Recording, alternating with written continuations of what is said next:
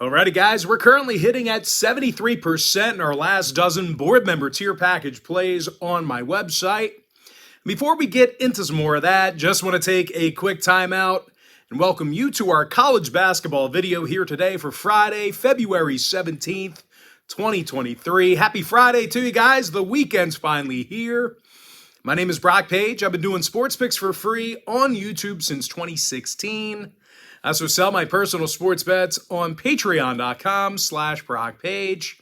Once again, guys, I'm hitting at 73% my last 12 board member tier package plays on that website. Now, the all-inclusive board member package, it gives you access to every single personal play, every single package, every single day for the next 30 days. And as an added bonus, guys, you're also going to get access to my board member podcast as well. The math works out to be just $1.66 a day to be a board member. It's cheaper than your daily cup of coffee. And I'll tell you this much, most other handicappers, they're going to charge a couple $100 just for a day or two, or maybe even a weekend of service. Now, you may be wondering what the difference is between what I do here on YouTube and what I do on my website. Well, what I do here on YouTube is I'll handicap the entire slate of games in any given sport, side and total. And what I do on patreon.com/BrockPage is I actually share with you which one of these free picks on these videos that I'm actually betting on personally. I currently have over 550 members who are signed up and active on that site right now. And with that, guys, let's go ahead and dive into some free content. We're going to start off with Dartmouth at Cornell, 6 o'clock Eastern tip-off. Cornell's the 9-point favorite at home, totals 155. Now, Cornell is one of the best offensive teams in the country. They're actually in the top 5 in the nation in points per game, and they're making just about 40% of their three-pointers at home. Greg Dolan's leading the team in points, and he's also drilling over 47% of his three-pointers. Meanwhile, Nazir Williams, he's knocking down 40% of his shots from beyond the arc himself. And no real surprise here, guys. The Big Reds currently in the top 20 in the country in offensive field goal percentage. They're facing a Dartmouth team on the other side who lost 8 of 10 on the road this year. They're also one of the worst defensive rebounding teams on the road in the Ivy League. They're giving up 73 points a game in their travels. Now, total-wise, 5 out of Dartmouth's last 8 did get over the total. Meanwhile, Cornell went 70% to the over in their last 10. I'm leaning toward Cornell -9 over 155. Next matchup, it is going to be Brown taking on Princeton, 7 o'clock Eastern tip-off. The Princeton Tigers are -6, totals 143. Now, Princeton's winning 80% of their ball games at home this year. They're also arguably the best rebounding team in the Ivy League. Tosan Ibumwan, he's averaging 6 boards a game, and he also leads the team in points. Meanwhile, Matt Aloko, he's drilling over 41% of his shots from downtown. And no real surprise here, guys. The Tigers are scoring 80 points a night in Princeton. They're facing a Brown squad who's certainly not built for a track meet. These guys are averaging just 65 points a game on the road. They're also making just 60% of their shots from the stripe away from home as well. Now, injury-wise, Kalu Anaya is still out for the Bears. When it comes to the total, Brown went 60% to the over in their last 10. Meanwhile, Princeton's 75% to the over as the official home team. I'm going to lean toward Princeton -6 over 143. Next matchup I have for you, it is going to be Wright State taking on Cleveland State, 7 o'clock Eastern tip-off. Cleveland State's -1.5, totals 148. And even though the Vikings are favored at home here, they have been little threat shooting from three-land. They're making just 31% of their long balls this year, and they've also been held to 68 points a game in their last 10 meetings with Wright State. So if you're into historical trends, certainly want to think about that one there. And speaking of the Wright State Raiders, they got the W in 5 out of their last 6. They're actually one of the more prolific offensive teams in the country as well.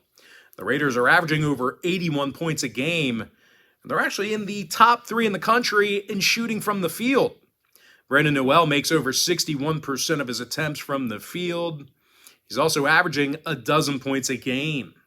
Meanwhile, Trey Calvin, he leads the team with over 20 points a night. He's actually in the top 25 in the nation in points per game. Now, total-wise, Wright State went 70% to the over in their travels. Meanwhile, Cleveland State saw 7 out of their last 11 at home get over the total themselves. I'm going to lean toward Wright State plus 1.5 over 148. Next contest I have for you, it is going to be Northern Kentucky taking on Purdue Fort Wayne, and that's going to be a 7 o'clock Eastern start time. Now, Northern Kentucky, they are -3 on the road. Total's 132. And even though NKU's favored on the road here, they really struggled away from campus this season.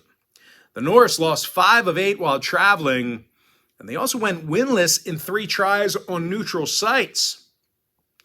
Now, Northern Kentucky is actually one of the worst road-scoring teams in the entire country. They average only 61 points a night in their travels. They're also shooting only 39% from the field in that same category. They're facing a PFW team who does a real nice job guarding the three-pointer themselves. The Mastodons are actually limiting their competition to just 27% shooting from three-land at home. And of course, in addition to that, they're also holding their opponents to just 66 points a game in their own building as well. Jared Godfrey, he has 37 steals defensively and 13 blocks on the year. Godfrey also leads the squad in scoring.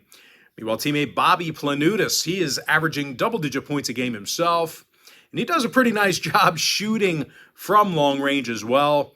Now, total-wise, the Mastodons are 63% to the under for the entire season. Meanwhile, Northern Kentucky saw 6 out of their last 8 on the road stay under the total themselves. I'm going to lean toward PFW +3, under 132. Next contest, it is going to be Detroit taking on Oakland, 7 o'clock Eastern tip-off. Oakland's -2, totals 152. Now, the Golden Grizzlies won 3 out of their last 4. And they're certainly doing one heck of a job offensively. Oakland's averaging over 77 points a game in their own building. And they're making 80% of their free throws there. Jalen Moore, he's averaging a team-best 18 points a game along with 5 assists. Meanwhile, Keaton Hervey, he's scoring nearly a dozen points a game himself. He's also drilling 41% of his long balls. Now, they're facing a Detroit squad on the other side who's played an absurd amount of road games this year, and they've had little success in them. Out of 17 contests away from Detroit already, the Titans got the W only 4 times. And no real shock here, guys. The Titans are giving up 81 points a game away from home. Now, they're letting their opponents knock down 40% of their three-pointers against them on the road as well. And when it comes to the injury report, Jaden Stone is questionable for Detroit. Now, total-wise, Detroit's 11-6 of the over away from home this year. Meanwhile, Oakland saw 8 out of their last 11 at home get over the total as well. I'm going to lean toward Oakland -2. Over 152. Next matchup, it is going to be Dayton at Loyola Chicago. And that'll be a 7 o'clock Eastern tip-off. Dayton's -7, totals 131. Now, I actually don't think the Flyers are good enough offensively to cover this number on the road. They're averaging only 63 points a game while traveling this year. And they're also shooting just 40% from the field in that same category.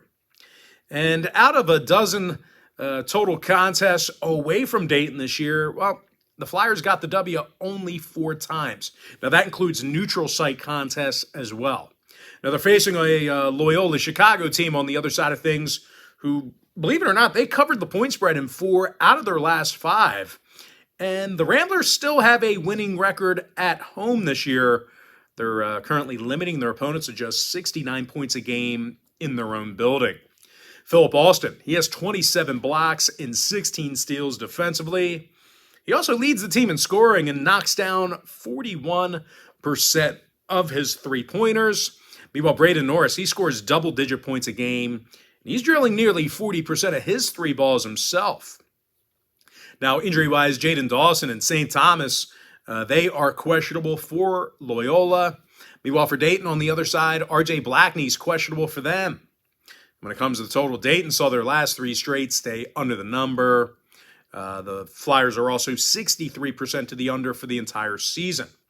I'm going to lean toward Loyola Chicago +7, keeping that one close, under 131.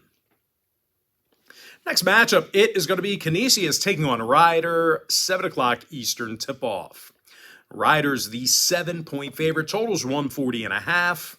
Now the red-hot Rider Broncs, they're on an 8-game winning streak, and they're also 11-3 in conference play. The Broncs have also been very tough defensively this season. They allow only 65 points a game, and they've also done a nice job grabbing defensive boards. Mervyn James, he averages nearly 8 rebounds a night, and he also ranks second on the team in scoring. Meanwhile, Dwight Murray, he has 31 steals on the season, and he currently leads the team in points. Murray's averaging 16 points a game right now. He's also making nearly 40% of his three-pointers. Now, Rider's taking on a Canisius team who lost 6 out of their last 7 themselves. The Golden Griffins are also allowing 77 points a game on the road, and they're also letting their opponents make just about 40% of their three-pointers against them in that same category. Canisius struggling defensively away from home. Now, injury-wise, Fritz is still out for Canisius. Maslenikov, he is questionable. When it comes to the total, Canisius saw unders against the likes of Iona, Fairfield, and Siena. Meanwhile, Rider's gone 64% to the under for the entire season. I'm going to lean toward Rider, -7, under 140.5. Next matchup, it is going to be Niagara at Mount St. Mary, 7 o'clock Eastern tip-off. The Mount, they are -1 at home, totals 124. The Mount St. Mary's is one of the worst offensive teams in the country. These guys are scoring a pitiful 59 points a game on their own court. And out of 11 games at home, the Mount got the W only 3 times. They're facing a Niagara team who won 5 out of their last 6, and they play some really good defense. The Purple Eagles limit their opponents to just 64 points a game. As a matter of fact, they're in the top 30 in the country and fewest points allowed per game away from home. Noah Thompson has 16 steals and 9 blocks. He's also the team's leading scorer with 18 points a game. Meanwhile, Sam Iorio, he's drilling nearly 44% of his shots from downtown. Now, when it comes to the total, the Purple Eagles also saw 8 out of their last 11 road games all stay under the number. Meanwhile, the Mounts on the other side of things, they've seen their fair share of unders. They are 60% to the under in their own building. I'm going to lean toward Niagara +1, under 124. Next matchup, it is going to be Fairfield taking on Marist, and that'll be a 7 o'clock Eastern start time. The Fairfield Stags are -1.5. Fairfield -1.5, total 126 and a hook. And even though they are the slight favorite on the road, Fairfield did lose 4 out of their last 5, and they have a tough time getting the W on the road. Out of 11 contests away from Fairfield, the Stags got the W only 3 times. And most of that is due to a lack of offensive production. Fairfield scores just 60 points a game on the road, and they're making only 26% of their three-pointers while traveling. Now they're facing a Marist team on the other side who does play some pretty good defense themselves. The Red Foxes allow just 66 points a game, and they do a fairly good job defending the field goal. Now, Patrick Gardner, he has 24 blocks and 20 steals on the year. He also leads the team with 18 points a game offensively. Meanwhile, Isaiah Brickner, he averages nearly double-digit points a game himself. He's also knocking down 93% of his free throws. Now, injury-wise, Javon Cooley, he's questionable for Marist. Meanwhile, Bryce Goodine's still out for Fairfield. When it comes to the total, the Stags went 7-2 to the under in their last 9.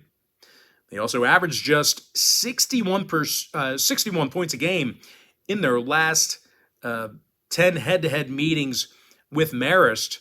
And when it comes to head-to-head meetings, the under cashed in 6 out of those 10 contests I just mentioned. So with all that said and done, I'm going to lean toward Marist +1.5, under 126 and a hook.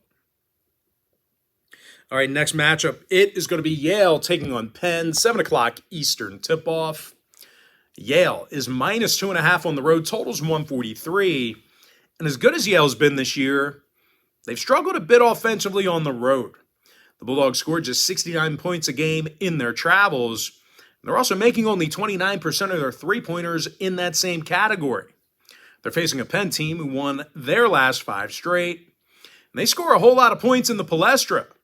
The Quakers score 80 points a game in their own building. And they're also one of the better offensive rebounding teams in the Ivy League. Nick Spinoso, he averages 5.5 rebounds a game.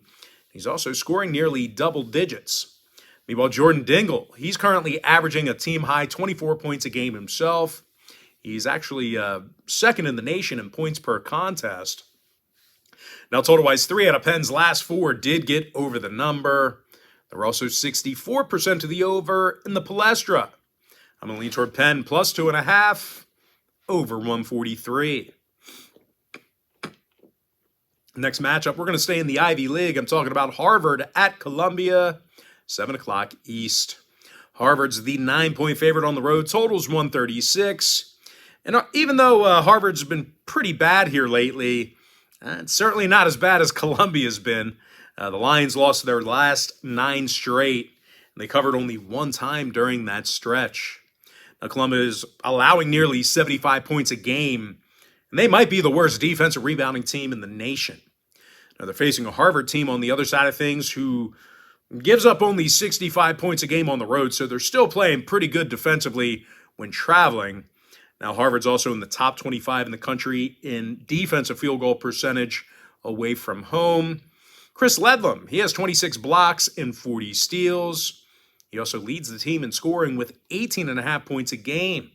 Meanwhile, Aiden Tretout, he scores just about double-digit points a game himself. When it comes to the total, Harvard's gone 70% to the under for the entire season. Meanwhile, Columbia saw 7 out of their last 9 at home stay under the total themselves. Give me Harvard minus 9, under 136. Next ball game, Quinnipiac at Siena, 9 o'clock Eastern start time. Siena's minus 3, totals 140.5. Now, I do think the Saints should pull this one off at home. They're 8-3 in their own building, and they've been shooting lights out from 3-land there. Now, the Saints are currently making nearly 41% of their 3 balls in the MVP arena. Andrew Platek, he knocks down nearly 47% of his shots from beyond the arc. Platek's also scoring 11 points a game. Meanwhile, Javian McCollum, he scores a team-best 15 points a night. Now, they're facing a Quinnipiac team who lost their last 3 straight, and they allowed 79 points or more in all 3 of those losses. And speaking of defensive play, well, the Bobcats are arguably the worst defensive rebounding team on the road in the Metro. Now, total-wise, Quinnipiac saw unders recently against the likes of Fairfield and St. Peter's. Meanwhile, Siena saw 5 out of their last 8 conference ball games at home stay under the total themselves. I'm going to lean towards Siena minus 3, under 140.5. Next contest I have for you, it is going to be Air Force squaring off against Wyoming, 10 o'clock Eastern start time. Wyoming's minus 5, totals 133. Now, I actually think Wyoming should be able to take care of business here. They covered recently against the likes of Boise State, Fresno, and Colorado State. And they're also coming fresh off a 14-point win over New Mexico in their last outing. Now, when it comes to defensive play, the Cowboys give up only 69 points a game in their own arena. Hunter Maldonado, he has 31 steals and a handful of blocks. He's also second on the team in scoring. Meanwhile, Brendan Wetzel, he makes almost 43% of his three-pointers. Now, they're facing a sputtering Air Force team who lost 7 out of their last 8. And they're winning only 30% of their road games. And when it comes to offensive production, this is arguably the worst offensive road team in the Mountain West. The Falcons score only 62 points a game on the road. And they're also one of the worst road defensive rebounding teams in the country. Now, injury-wise, Jeffrey Mills is questionable for the Falcons. When it comes to the scoring, Air Force is 60% to the under on the road this year.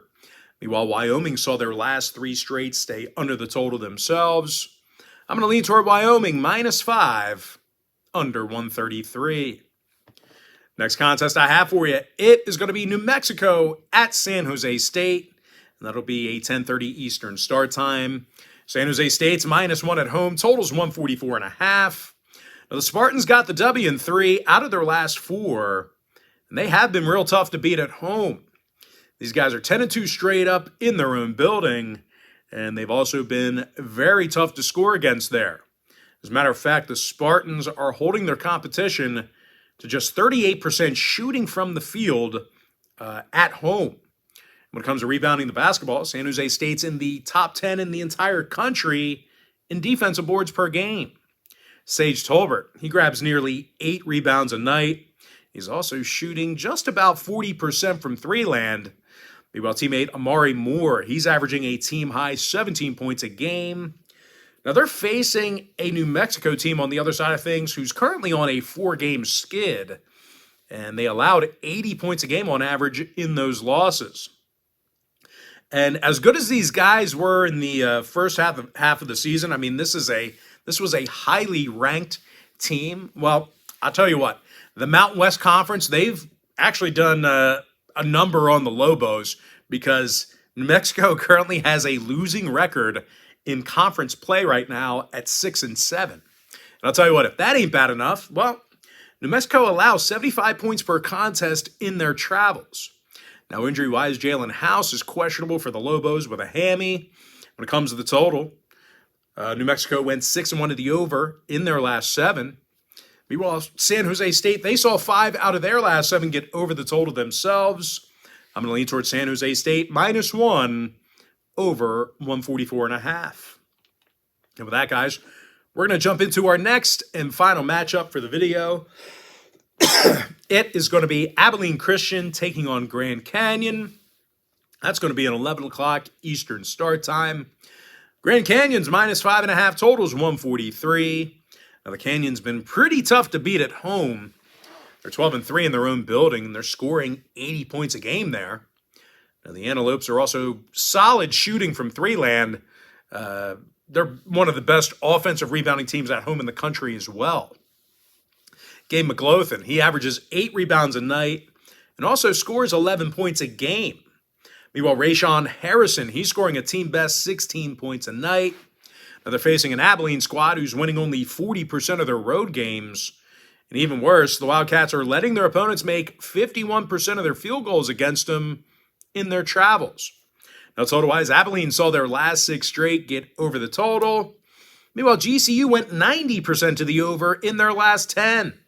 I'm going to lean toward Grand Canyon -5.5 over 143. And with that, guys, we're going to jump into our quick pick recap. Kent State, the Golden Flashes, -16 over 146.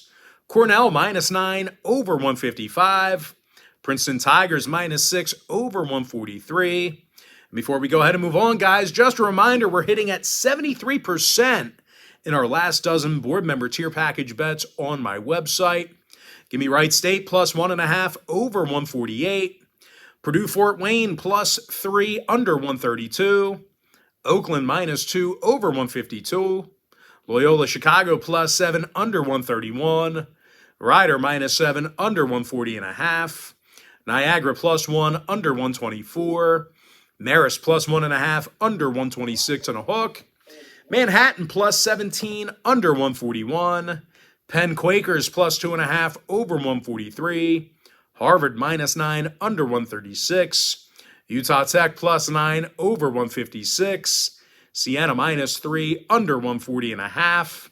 Wyoming -5 under 133. San Jose State -1 over 144.5. And with my next and final free pick, I'm going to lean toward Grand Canyon -5.5 over 143. And with that, guys, that's going to do it for me. Don't forget to check me out on my website. Now, if you guys do end up getting my board member package, that all-inclusive full access board member package, you're going to get access to that membership for the next 30 days.